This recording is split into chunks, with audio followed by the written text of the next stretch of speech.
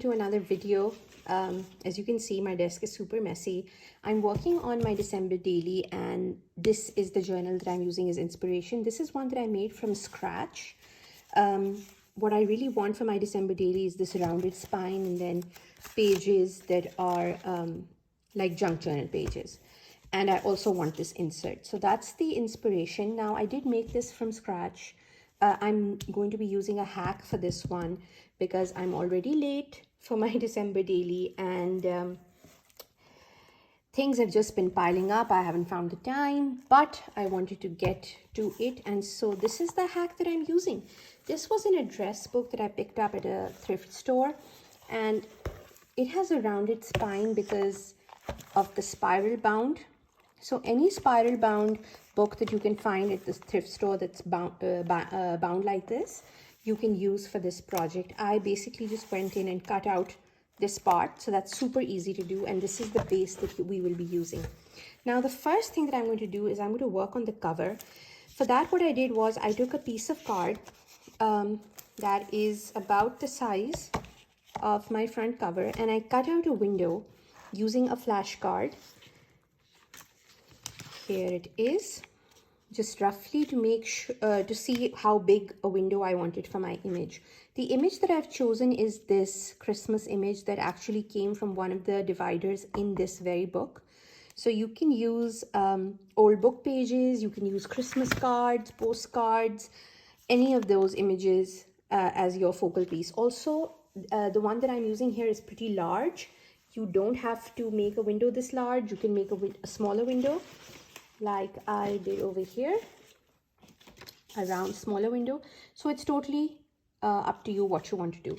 Now, part of this I will have to go and do on my sewing machine, but I just wanted to share my thought process with you before I began. So in this video, we're going to work on the cover, and then I am going to work on the signatures and the binding in another video. Otherwise, this will be very, very long. So what I did was I took a piece of cloth, and the reason why I have this is the card base is twofold. Number one, I wanted some structure for the cloth that I was going to use. Also, this cloth is a little bit sheer, and I wanted a nice background that would kind of peep through a little bit. Now, as you can see, I've covered this up. The piece that I've cut is slightly bigger because I want to be able to tuck it in and make a very neat and clean book cover. I'm going to show you over here. This is actually a piece that I put in separately. So what we're working on right now is this piece that will be finished and then put on separately on the book to create this frame. I hope I am being clear. If not, once you see all the steps, hopefully then it will be a little clearer. Now, I'm going to go ahead and I'm going to use a little bit of glue first, because I want to make sure that all the fabric is in the place that I want it before I go ahead and take it to the sewing machine. And now I am a little bit, the sewing machine that I use is for my mixed media projects. And so usually I am a bit daring with what I'm, try on it. So this glue hopefully should not damage the needles.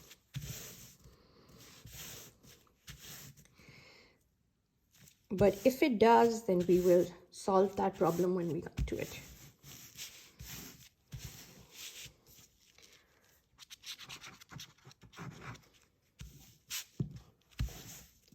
Okay, so basically what I want to do here is I want to create a kind of a collage with fabric. And so these are all the bits and pieces that I'm going to be using. And this is a great way to, number one, use up your scraps, and also to add a lot of fun to your finished project. So start with something like this, but before that, I will put in some fabric. Now, all of these fabric scraps that I get are from outfits that have I've gotten stitched. Here in Pakistan, most of the clothes that we wear are custom made, and they're quite heavily embellished. So I'm lucky that I get access to so many gorgeous fabrics. But you can do this, you know, using vintage lace pieces or just anything that is in your stash. The idea is to use up what you have. Now I want one to go down like that.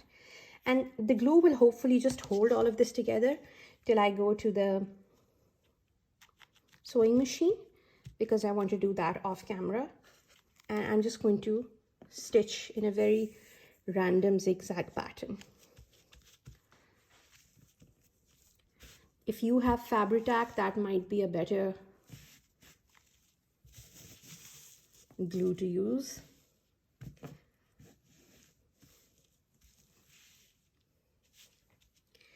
Okay. So I'm going for a very pastel theme for my journal, pinks and blues and greens. So the fabrics that I'm using, I'm trying to reflect that same theme. And all of my fabric edges, I want them to be a little frayed. So I'm not being very picky about what they're looking like.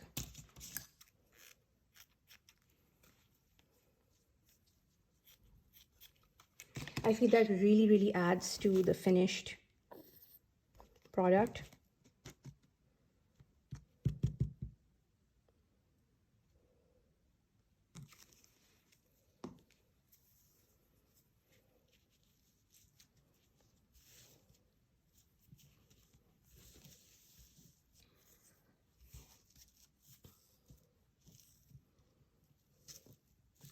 So I've been doing a little bit of, first I thought that I would just film the whole process with, you know, the way things were progressing, all the decisions that I was making, things that I was changing, but it was turning out to be a super, super long video. But I'm going to show you one of the ideas that I had that I have discarded for now, but I think I will use it for something else. This is not sticking down very well, and so probably I'll just take this to the sewing machine and do it there. Some of the fabric scraps are actually braided, and this was one of the things that I wanted to do first, was that I wanted to create a frame using these braided scraps. So this is something that you could easily do, and it ends up being a very fun piece of trim that can be used in your projects. I might put this on the spine, I don't know yet, but I just wanted to share this idea in case you wanted to incorporate it in your cover. Okay, I'm going to move on.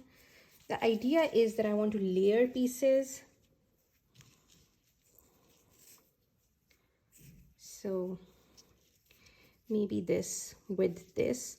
Hopefully you kind of get the idea. I'm going to take this to my sewing machine and sew a few pieces on and then come back and show it to you. I think it'll be clearer that way, and the glue is giving me a little bit of trouble. Fabri-Tac would probably have been a better idea. So I'll be right back. Okay, so I'm back, and I went ahead, and as you can see, I went totally crazy on this piece, and I wanted to show you that it really does not matter how messy you make this step. I think it ends up looking nice in the end, any way you do it. So what I'm going to do now is I'm going to cut out the window part, and I'm going to use the back as a guide.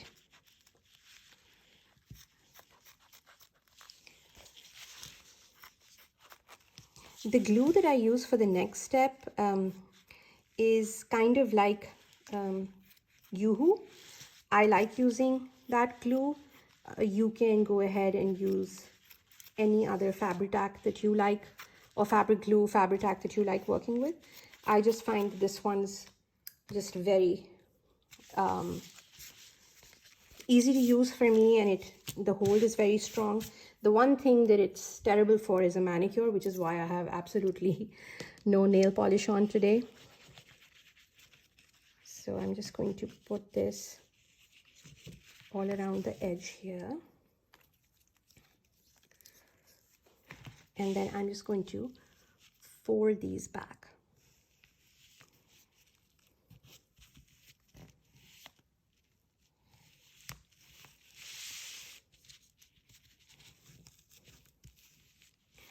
Now there are certain pieces of the fabric that might still show in the front, and then I'll see what I want to do with them. If I want to pull them back, I can add another layer of glue and do that, but first we'll put the first layer down and see what the frame looks like, and then we'll decide. So I use different kinds of stitches. I used a zigzag stitch. You can use a straight stitch. So here you go. This is what it looks like. And like, as you can see over here, this little bit is showing. This little bit is showing. I might pull this back a little bit to give it a little more definition over there. But I don't want, you know, it to be like crisp, straight lines, if you know what I mean. The really tiny pieces one can also just trim off like that. And so what this will end up looking like is kind of like this. And I think that'll look really pretty once we've got this whole thing cleaned up. So now what I'm going to do is the same step, but with the edges of this. Now before I do that, I'm just going to go ahead, trim off some of these excess pieces, and also just make sure once more that this is the right size for my cover. So what we want to check is that the blue is the right size, and it looks to be.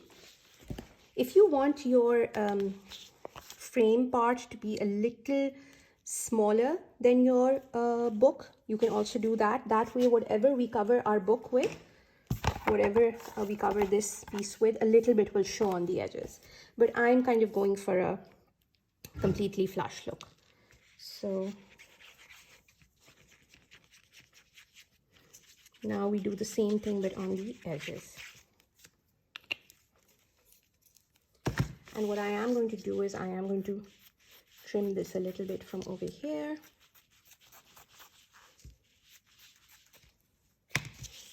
The reason why I don't like using very thick fabric for this part is that it would bulk up and just, I think, make the whole cover not look super neat. This way the whole frame part is still pretty thin. And I mean, these are things that you will notice as we, you know, go along the project, and I'll try and point them out, which is why something like this, I think you should probably first watch the video, because you will come up with a lot of ideas of your own of how you might want to do things. And, you know, tweak this a little bit to suit what you want to create. As you can see, this is already becoming much neater.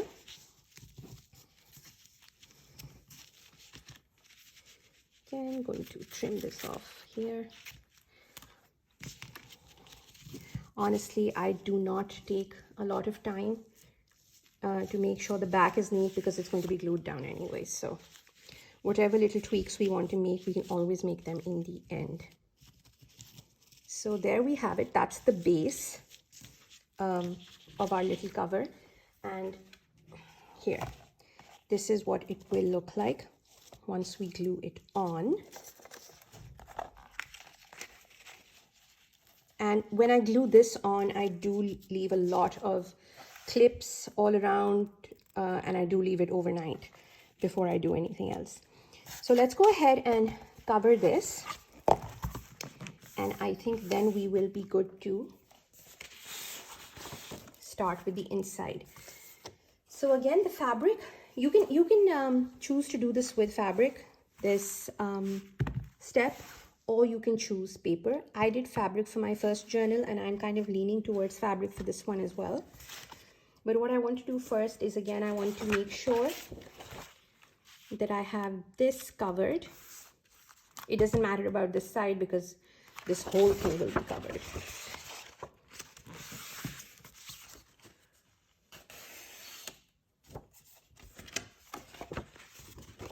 So that, and then this. And if you have a slightly thicker fabric, through which nothing is showing through, you can totally skip this step because you don't need to then bother with this.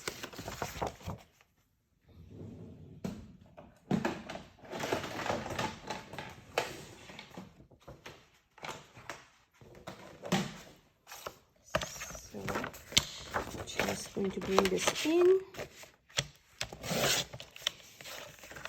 You've probably been able to tell by now I don't do a lot of measuring. I just eyeball stuff. That's just the way I like to craft. If you want to measure, go ahead. Do what works for you. I feel like that's the most important thing in crafting. Other than a few things that, you know, it's good to do a few steps that are good to follow because it can change the way your project looks. Other than that, mostly I just kind of go with my gut. Okay, so we have that there. Now for the next step, I'm going to use some white glue. And this is PVA glue. You can water it down a little bit. I'm not going to be watering it down for this step.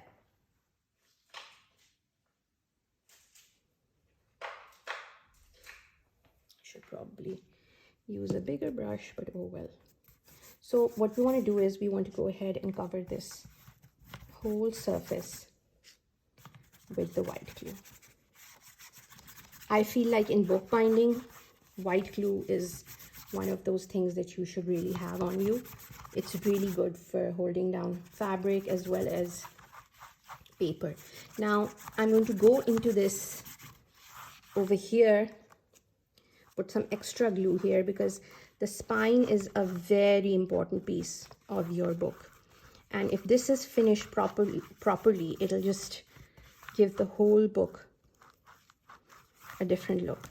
And now you're probably wondering why I haven't covered the spine with paper as well. I'm going to probably put more decorative elements on the spine after the fabric is on there. So I most probably don't need to add anything else there. I've learned in bookbinding and also in journaling sometimes if you can skip a layer of material, that's usually good, because the thicker you make things, the harder it is to make sure that they're neat. Okay, so I'm going to come in with the same piece of cloth that I used for the front cover. Now I'm going to go in and just smooth it out like that.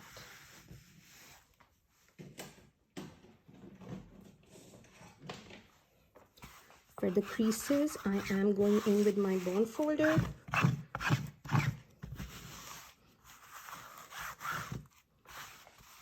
Making sure it's stuck well. This is a very, very, very important step, because once the glue dries, you want the fabric to feel like paper, and yet using the fabric on the spine gives a little bit of flexibility where paper would otherwise, you know, crack. Fabric holds just much, much better. So just make sure that we're going in there. If there are any places where the glue has dried or we don't have enough glue, we'll go in and do that.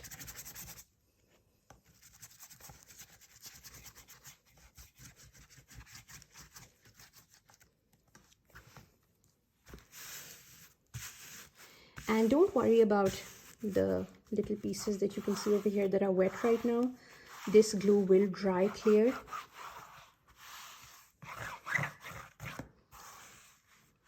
And I'm just wondering if I should probably have more glue on the spine.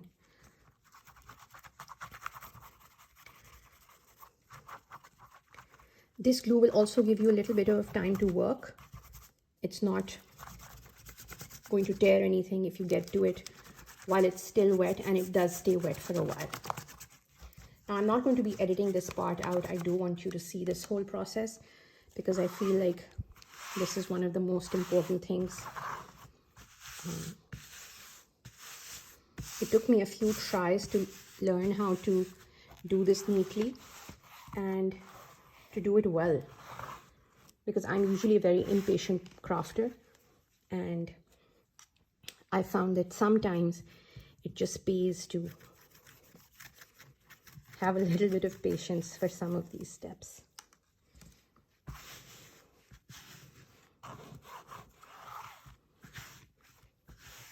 So once this is dry, what we'll do is we will wrap the fabric around the back and then finish the inside. After we do that, we will come in and then place our frame on the front and then add any little embellishments that we want. So we are going to now wait for a bit, probably overnight, and I'll come back tomorrow and we'll finish up our cover. So I'll see you very soon. Okay, so this is still drying, but I thought that it would be nice to work on our front part just to make sure that it's ready to go when the main book has dried. Now, I went back and I decided to change the image, and I'm going to be using this image from a children's picture book because I feel like it really goes very well with the colors, and it has this element of magic that I really want should kind of, come through in this book. So before I go ahead and glue that on, I was thinking that I would frame this part like this, just to add a little more texture and richness. And as you can see over here, this has come apart because this is basically a lot of pieces that I have sewn together. So I'm just going to give it a quick stitch because, again, we don't need anything that is super perfect. That's just the whole charm of this project, that we're going for something very whimsical, because somehow to me Christmas and the winter does have a sort of magic and whimsy. It's also a happier time of year because we're getting together with our friends and family, and so I kind of want that to show in the cover. So just going to go ahead and tie this off.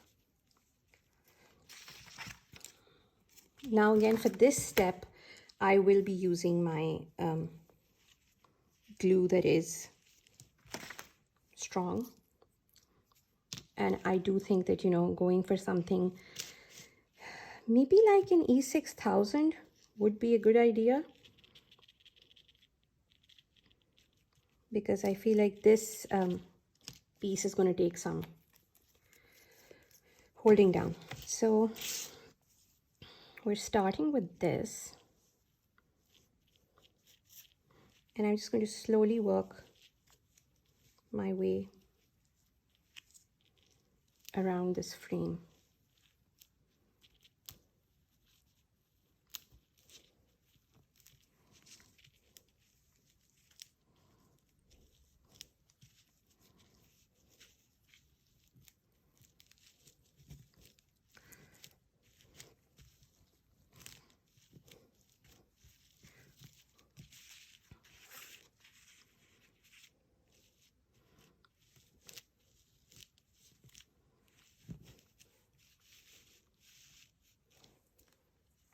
Now I'm going to go ahead, and this is just an embellishment that was in my junk drawer, and I'm going to just take off some of these stars. I think 5 should be enough, and then I'm going to glue those also randomly. So as you can see, the more you build this and the more you play with it, the more gorgeous the cover becomes. And then you'll have people wondering how you made this. even though as we've seen, it's not that hard. So one I would like to put inside the frame, but before we do that,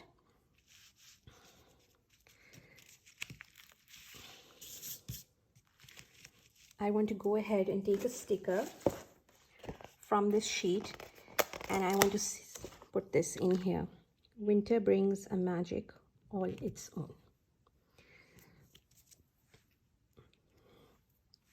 And then I'd like to put this right here.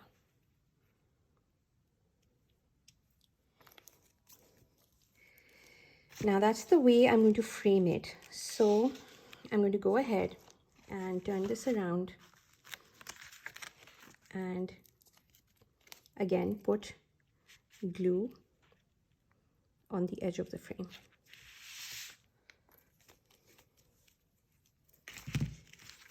Go ahead and trim this a little bit. Just hold this there and then see where I want this to go.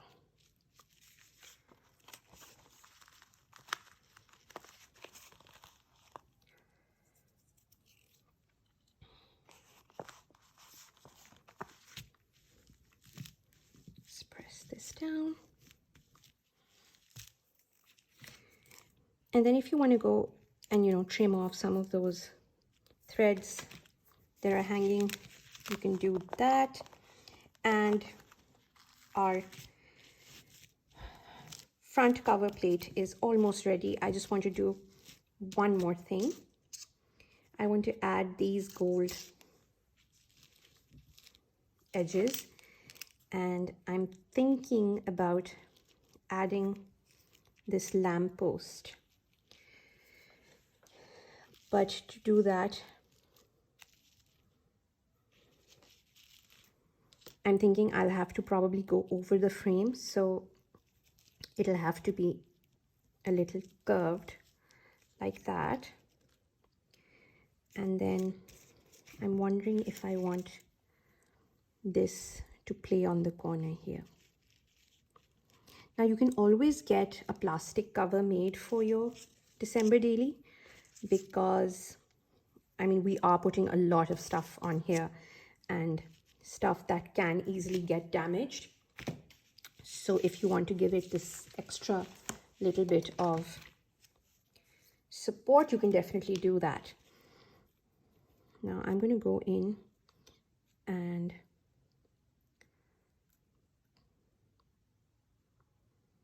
put glue on this.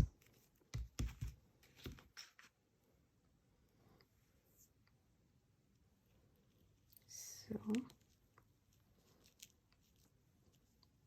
the fact that it is a little bit of a delicate die cut allows me to kind of manipulate it the way I need for this piece.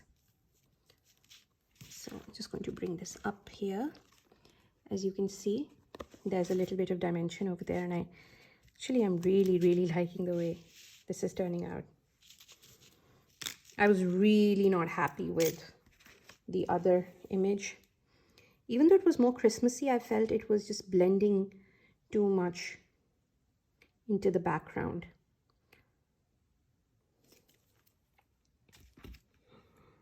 I hope that, you know, this video is not too confusing and that you're able to see the whole thought process, because that's something that I really wanted to share.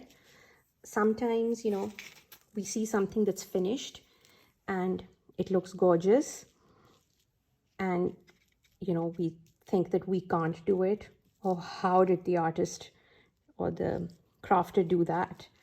So I just wanted to make a unedited, all the different decisions I took, things I changed, so that you were able to see that all in action. And a lot of this is just putting together different things that you have lying around. Nothing from this, nothing in this project is something that I went to get specifically. And I know I'm very blessed. I have a studio full of stuff. But I think that if you dig through what you have, this is a project that is not that hard to do, because all you need is like little bits and pieces that you put together.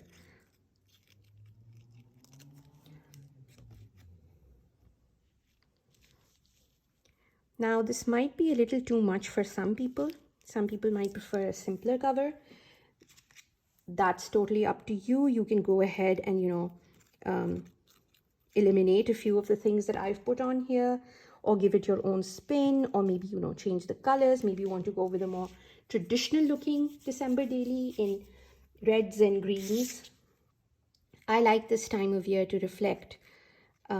I like the journal that I make this time of year to kind of reflect what I feel. I'm really trying to hold on to the feeling of magic and possibility these days.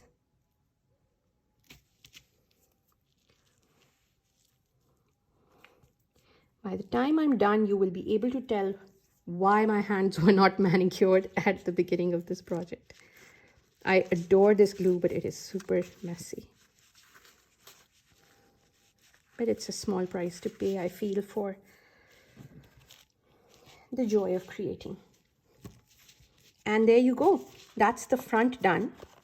And now as soon as my journal cover is dry, I'm going to go ahead and glue this on and then let it dry overnight with a lot of these clips all around to hold it in place, because as you can see, this is a bit wavy and we don't want that to come through in the cover. We want the cover to be very solid. So I love what we've ended up with. In the next video, we will go ahead, finish up the inside, and then we will create the signatures and stitch them in. And then I'm hoping that I will be able to share a few videos with you in which I will be decorating the inside pages of this daily. So if you enjoyed this project, or if you're making one of your own, please do share it with me. Leave a comment down below if you have any questions. Tag me at MZ Creates, and I will see you very soon, and we will finish this journal together.